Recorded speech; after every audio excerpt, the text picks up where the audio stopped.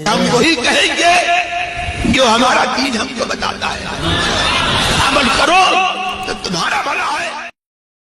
جب حضور تاج الشریعہ علیہ الرحمہ کے فتوے کے مطابق بلا ضرورت شرعیہ یا حاجت شرعیہ تصویر کشی اور ویڈیوگرافی کے مرتکب پر حکم فسق ہے، تو حضور تاج الشریعہ حضور محدث کبیر و علماء اہل سنت نفلی عمرہ اور دینی پروگرام کے لیے بیرونی ملک کا سفر کرتے ہیں اور کیے ہیں، تو کیا ان سب پر بھی حکم فسق ہے؟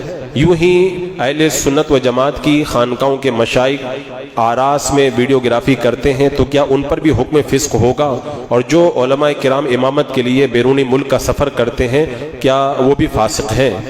یہ اعتراض برائے اعتراض ہے، اور خود ناجائز کام سے بچنے کے بجائے ان بزرگوں کا نام لے کر عوام کو دھوکہ دینا ہے۔ کیا ان بزرگوں نے ان کاموں کے لیے شوقیہ تصویر بنوائی؟ کیا بغیر کسی مجبوری کے اپنی خوشی سے اس کے مرتکب ہوئے یا ہوتے ہیں؟ معاذ اللہ، ایسا ہرگز نہیں ہے۔ کون عقل مند یہ سوچ سکتا ہے کہ جو علماء تصویر کشی اور ویڈیوگرافی کو ناجائز کہیں وہ خود اس کا ارتکاب بھی کریں، بیرون ملک جائیں تو بھی عدم جواز کا حکم بیان کریں اور خود حرام کا ارتکاب کر کے سفر کریں؟ بالخصوص حضور تاج الشریعہ علیہ الرحمہ جو اپنے زمانے کے متقی اعظم تھے، آپریشن کی تکالیف گوارا کر لی مگر الکوہل کی وجہ سے سن کرانا گوارا نہیں کیا۔ اس تقوی کے باوصف کیا آپ نے بیرونی ملک کا سفر کرنے کے لیے ناجائز کام کا ارتکاب کیا؟ معاذ اللہ، ایسا ہرگز نہیں ہے، بلکہ بات یہ ہے کہ بغیر مجبوری بخوشی تصویر کشی کے ارتکاب کا حکم الگ ہے اور قانونی مجبوری کی وجہ سے تصویر کشی کا حکم الگ ہے۔ قانونی مجبوری اور اپنی مرضی سے لی جانے والی تصاویر کا حکم ایک سمجھ لینا یہ نادانی ہے۔ جو علماء و مشائخ تصویر کشی کو حرام جانتے اور بتاتے ہیں وہ کبھی بھی اپنی خوشی سے اس کا ارتکاب نہیں کرتے، اور اگر ایسا کریں تو ان کا یہ عمل ہرگز شریعت نہیں ہے۔ یہ حضرات قانونی مجبوری کی وجہ سے اپنی مرضی کے بغیر ایسا کرتے ہیں، اور آپ کو معلوم ہے کہ بیرونی ملک کا سفر ویزا کے بغیر ممکن نہیں، اور اس مجبوری کے ختم ہونے کی کوئی امید نہیں، لہذا شریعت مطہرہ نے ایسے حرج بین اور مشقت شدیدہ کا لحاظ کیا ہے۔ اور اگر کوئی اس پر یہ سوال کرے کہ حج فرض کے لیے ایسی مجبوری کا لحاظ کیا گیا تو نفلی عمرہ کے لیے سفر کرنا کوئی شرعی ضرورت بھی تو نہیں ہے، یوں ہی بیرونی ملک کے پروگرام کے لیے سفر کرنا یہ بھی کوئی شرعی ضرورت نہیں ہے۔ تو میں یہ عرض کروں گا کہ یہاں بات فرض اور نفل کی نہیں بلکہ مجبوری اور اپنی خوشی سے ارتکاب کا فرق ہے، ورنہ کسی کا ذاتی مکان ہے، وہ دوسری زمین خرید رہا ہے، یہ کوئی شرعی ضرورت و حاجت نہیں، مگر پھر بھی اس کی رجسٹری کے لیے تصویر بنانے والے کو فاسق نہیں کہا جائے گا۔ یوں ہی بہت سارے امتحانات حاجت کے دائرے میں نہیں آتے، ان میں قانونی مجبوری کا لحاظ کیا گیا ہے، تو جب ذاتی کاموں میں قانونی مجبوری کا لحاظ کیا گیا تو دینی کاموں میں کیوں نہیں کیا جائے گا؟ اور اس کا لحاظ نہ کرنے میں جو شدید مشقت ہے وہ ظاہر ہے۔ یہ تو عمومی بات تھی، ورنہ ہمارے بعد مشائخ کے بیرونی سفر میں حاجت شرعیہ کا تحقق ہے۔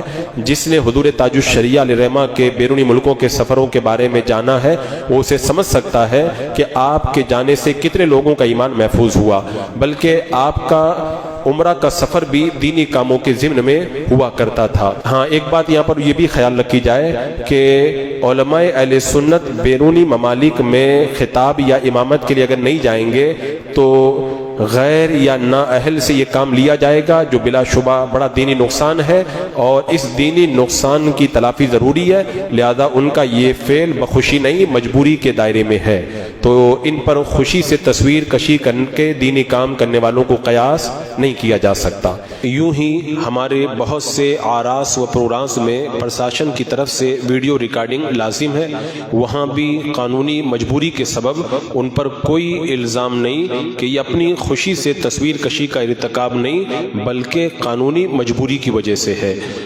یوں ہی حال ہی میں کچھ مناظرے ہوئے جن میں پرشاسن کی طرف سے ویڈیو ریکارڈنگ کا پابند کیا گیا، تو ان پر بھی کوئی الزام نہیں۔ بہرحال قانونی مجبوری اور اپنی خوشی سے تصویر کشی میں فرق کرنا ضروری ہے، سب کو فاسق کہنا غلط ہے۔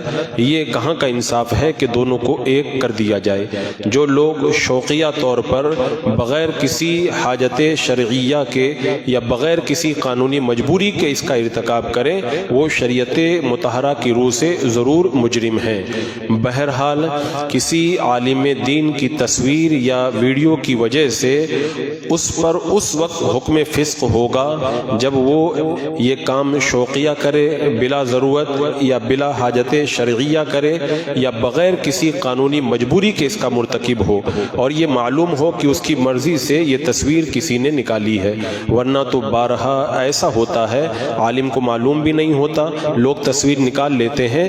لہذا جب کسی سوال کے جواب میں تصویر کشی کے ارتکاب پر اس کا حکم فسق بیان کیا جائے تو علماء و مشائخ کو اس حکم میں بغیر تحقیق کے داخل کر کے اپنے جذبہ تصویر کشی کی تسکین کا سامان کرنے کے بجائے اصل حکم شرع پر عمل کرنا چاہیے۔